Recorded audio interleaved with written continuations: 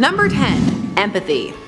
Empathic powers tend to flounder when they are on their own, hence in the superhero world you will often find them paired with other abilities. For example, while empathy may be a large part of Raven's abilities, it is not the only part. She can also influence emotion, and also her soul self and whole host of demonic abilities. All of this is cause if you just have empathic abilities, you run into the Deanna Troi situation. I'm sensing hostility, Captain. Now, knowing someone's emotional state would be an asset, but without even telepathy to back it up, you'd still be kind of guessing, like, are they mad because of what happened in your battle or negotiation, or because the store ran out of hazelnut milk? You don't know. Also, you can't just yell it out. Hold up, Titans, he's sad. It's a very I know something you don't know maybe kind of power. However, as soon as you partner up with something else, it goes up a whole other level. Number 9. Immortality. Now, being immortal doesn't always have the guarantee of coming with eternal youth, or lack of pain or disease, or even not being able to die. People just assume. But what if you're immortal and just becoming a prune? Or you get sick and then you're just sick forever, living as one massive tumor. Or you can still die painfully but then get resurrected again. This one, like before, needs some kind of backup. Super strength, youth, Lazarus pits, anything. And you still need to contend with the existential dread of losing all those you care about and your connection to humanity.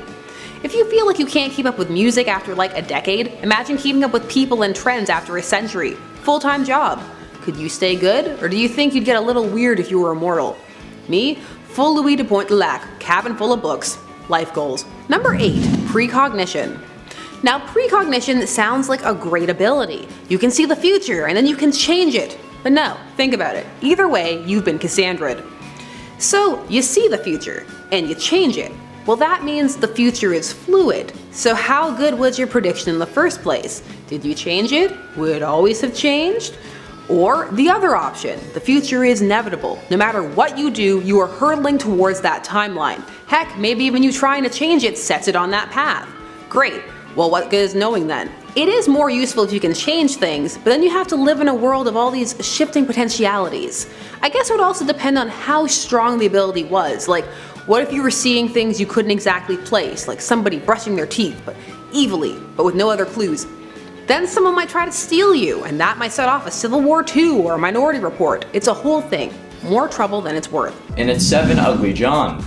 What kind of name is this? Ugly John? What kind of rude as hell kind of rude ass name is that? I mean, sure, his only ability is having 3 faces that aren't all appealing to look at, but do you really need to put that in a name? You know what? I'm changing his name. My headcanon will forever be just John. You know what? Let's change it right now, alright? And at number 7, John. There. That's better. This guy got captured by the Wild Sentinels and was critically injured, and he was killed by Cyclops in an attempt to end his suffering. Because of the pain or because of the faces? Number 6. Omniscience. So omniscience sounds great, you know everything, but it tends to freeze a person in place a bit, enraptured by all the knowledge they have, especially if they have a certain chair. To quote Batman, I am never getting out of this chair. 3 Jokers, Joe Chill, sitting next to Green Lantern on a couch construct. Hal having to give Bruce his ring to will himself out of the knowledge chair is still one of the most hilarious things ever. Also, you can kind of plan for everything if you know everything, so it also gets a bit less interesting on that front narratively as well. This is why, with rare exceptions, this tends to be a fleeting ability, and then the hero is left trying to grasp at all the straws of the knowledge they once had. Also, it tends to be shown as pushing the heroes away from their heroic natures, for knowledge is power and absolute power corrupts, absolutely. Number 5. Acute senses. Now you may be thinking, are you okay? Hypersenses are a good thing. However, not when they get to the point where they overwhelm you. Sometimes on rare occasions, when it behooves the plot, T'Challa's abilities can be a bit of a hindrance rather than a help. So even though other characters are rocking their acute senses in regular situations, sometimes T'Challa can't. Sometimes they play this off as because they're so acute, stronger than other people's. That's why he is king. That's not true, but it still sounds as legit as anything else, you know, when it comes to the fluctuating scale of his senses. Now this does actually make sense, but it comes down to a matter of consistency. Number 4. Charisma. But charisma is not a power, you say. Some people are just charming. But in the comic book world, some people are more than charming. They may have magnetic personalities or other abilities that make them appealing to others, sometimes pheromones. The thing with this ability is it puts you in a position where you have to question their interactions, like, do these people like them because they're nice? Or is it because there's some sort of influence going on? It veers pretty far into the realm of manipulation if used that way, and far away from heroic territory. And then you end up with Star Fox. Never go full Star Fox, because essentially then you've just gone Purple Man. Just let people have baseline charisma, that's fine. Average charm can feel like a superpower anyway. Getting close to the end at number 3, Blob. Fred Duke's power manifested when he reached puberty.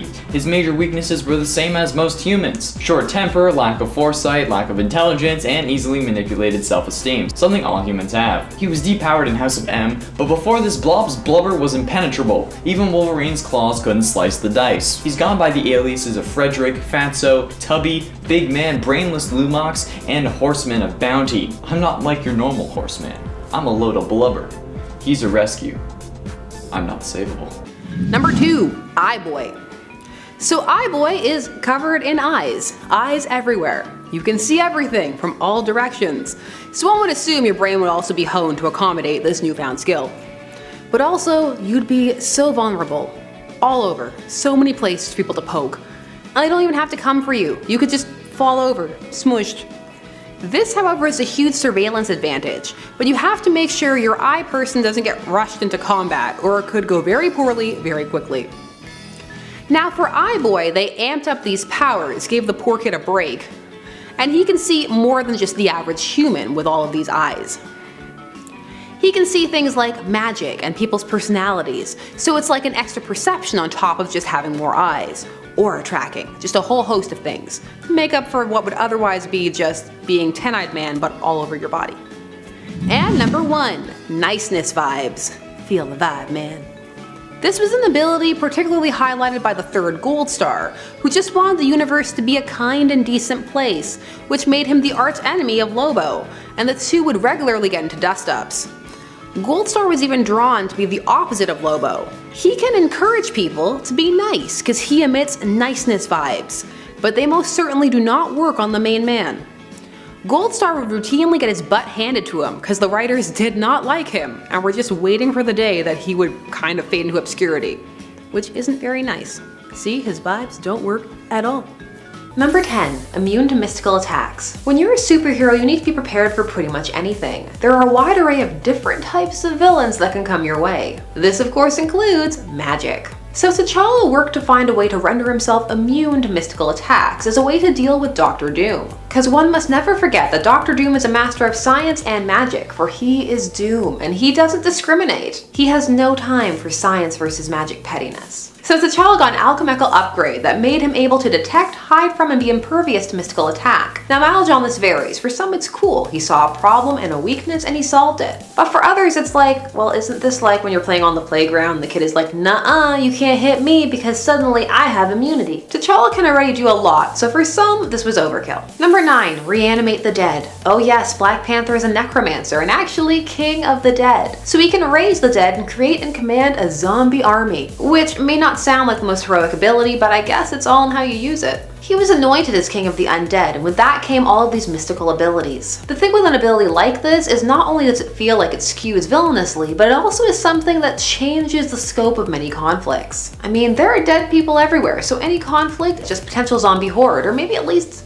zombie gang, or henchman, or wait, heroic, okay, zombie sidekick.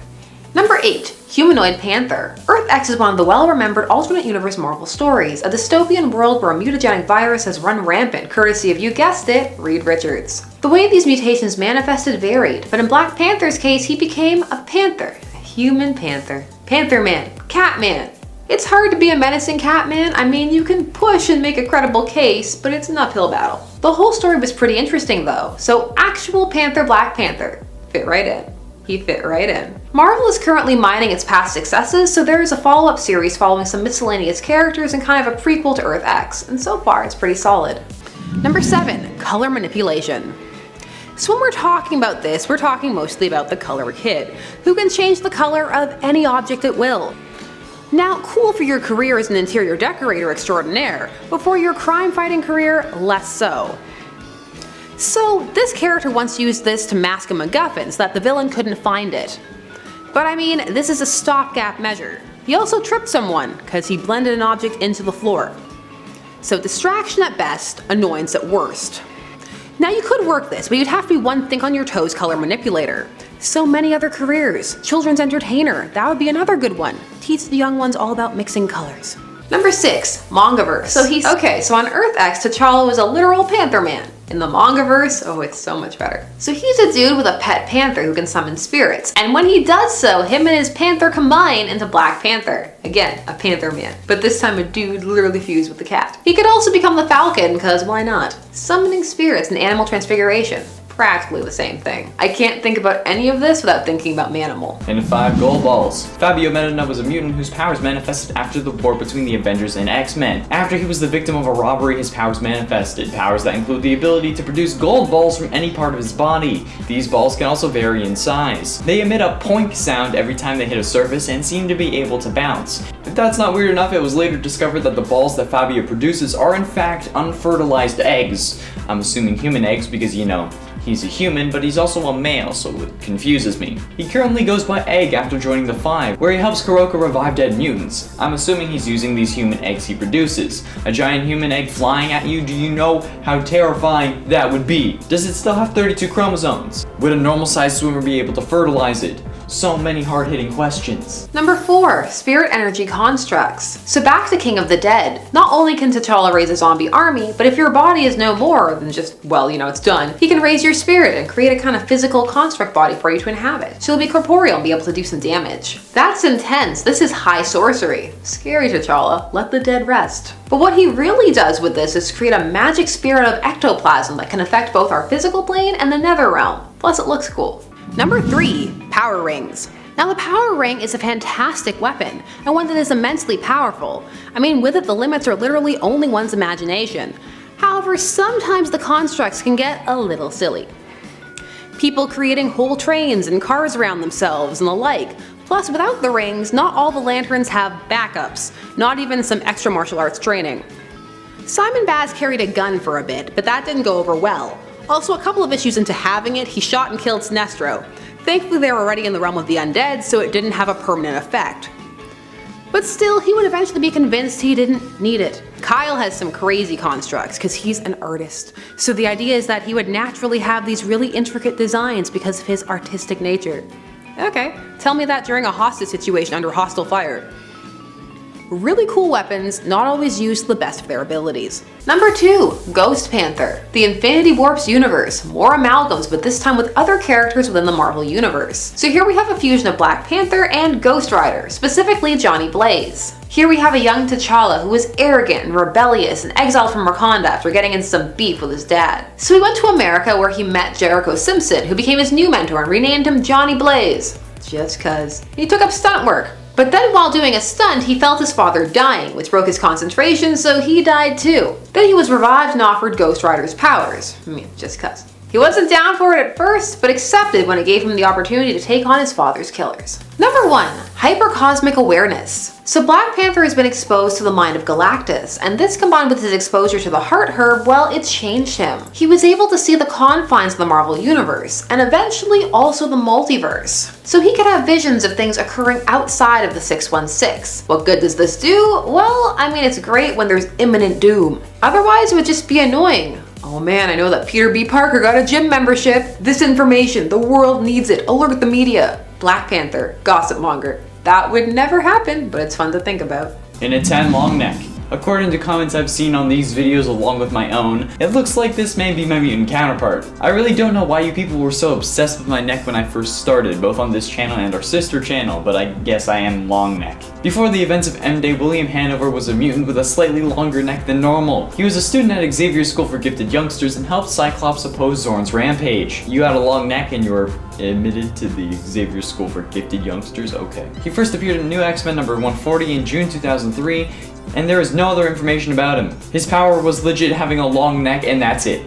Kinda sad, really. I guess Candace from Phineas and Ferb should also be on this list. And at 9, Skin. Angelo Espinosa was born in Los Angeles. His girlfriend became a gang member, which put a strain on their relationship, obviously. And one night, his girlfriend and her friends picked up Angelo for a drive, which turned into a drive-by shooting. The stress of this event caused his powers to manifest. He passed out, and when he woke up, the car was on fire and his girlfriend was gone. A homeless man was trying to steal Angelo's wallet while he was unconscious, but Angelo woke up and fled from the car. As he did, the car exploded, killing the homeless man with the wallet on him. The only way they could identify the homeless man was by using that wallet, so Angelo was declared deceased. His power is one of the most absurd I've ever seen. Aside from sounding like a Wizards of Waverly Place spell, you know, Humanos by Espinosa. Espinosa had gained an extra 6 feet or so of skin that he can use to extend limbs like a restricted Mr. Fantastic. Skin was later found crucified on the grounds of the school along with other mutants, and despite Archangel's new healing ability, he wasn't able to save him. But like, come on, 6 feet of extra skin?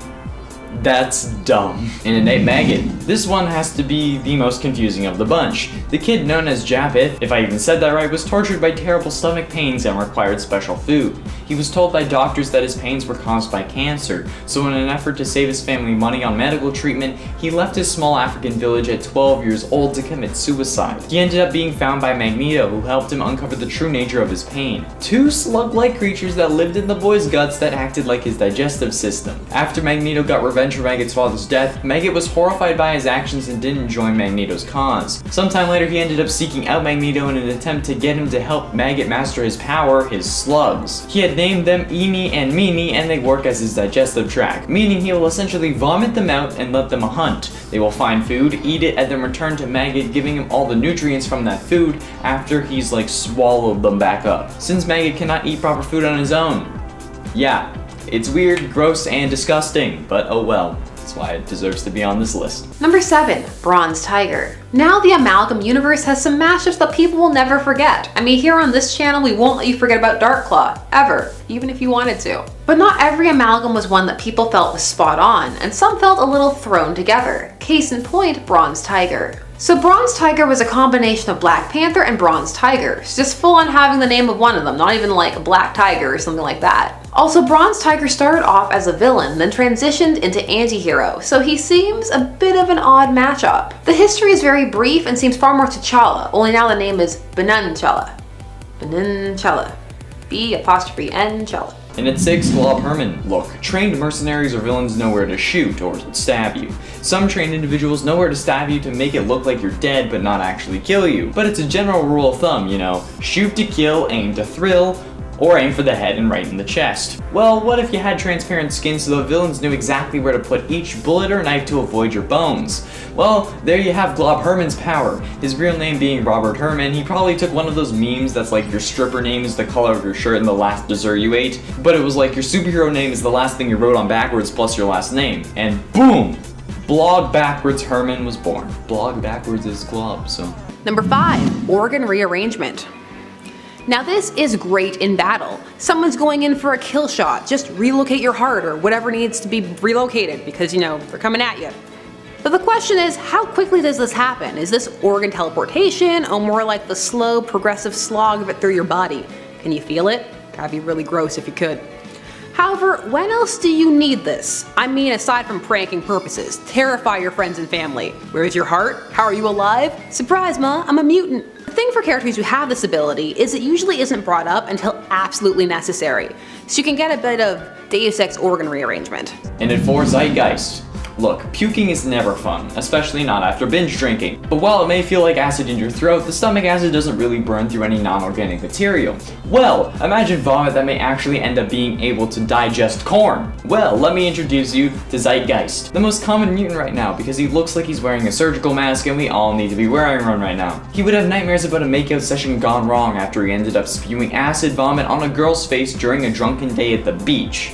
Yikes, that'll definitely be a downer on your first date. She survived, but the face burn left Axel Clooney wondering if the nightmares would stop if he remembered her name. You ain't remembering her name, buddy. While sure, he may have been the leader of the Ecstatics, this is still such a dumb power to have. When I saw the guy with acid spit in Sky High get classified as a hero, I'm like, what the f***, why? How is acid spit a heroic ability? Sure, super strength, I get it, but acid spit? It's more of a hero support power. This also goes to show that nobody other than the public cares about damages superheroes cause. He literally started burning through the school and he's like, hero! Number 3. Black Panda. Welcome back to the world of Peter Porker, the Spectacular Spider-Ham, world of quirky Looney Tunes-esque characters and plenty of animal puns. If you love those two things, then this book is for you. On this universe, instead of Black Panther, we have Black Panda, and he doesn't appear too often, but has all the abilities of Black Panther, or at least that's what it seems like. But he's all cute and chippified and looks a little bit like Mickey Mouse. Kinda, sorta, a smidge. Either way, Black Panda is super cute. And to inquire, Irina Clayton is one of the students at the Xavier Institute who assisted then acting headmistress Jean Grey fight against the invading force of Sublime's U-Men. She first appeared in New X-Men number 112 and had her final appearance in the New X-Men number 150, being depowered due to M-Day. During her 3 years as a mutant, she had not 1, not 2, but 3 extra mouths on her neck. These powers enabled her to become the superhero version of Jeff Dunham, using these mouths to talk without moving her lips, thus confusing and disorienting her enemies. Having extra mouths on your neck? Are you kidding me? Confusing your enemies by talking without moving your lips. Really? That's freaking ridiculous. Like, how? Finally, in at number 1, Jazz. There is little to say about Jazz's mutant ability. His superpower, thanks to his mutation, is that he is blue. Yep. John Xander's dream was to be a rapper, but he wasn't very good. While in Mutant Town, he was a drug owner for one of the local crime lords who was selling Toad Juice, a drug made from the secretions of a mutant called Toad Boy. Even Toad Boy is more useful than Jazz. His only ability other than being blue is his ability to rap at a mediocre level. Same. This guy is nothing special, but what makes me mad about all of this is, and it should make you mad too, is the fact that he kept his powers after M-Day. Yeah, the mutant tag who can decide elections with one handshake loses his powers because he isn't useful enough, but the blue-skinned Eminem ripoff is able to keep his powers?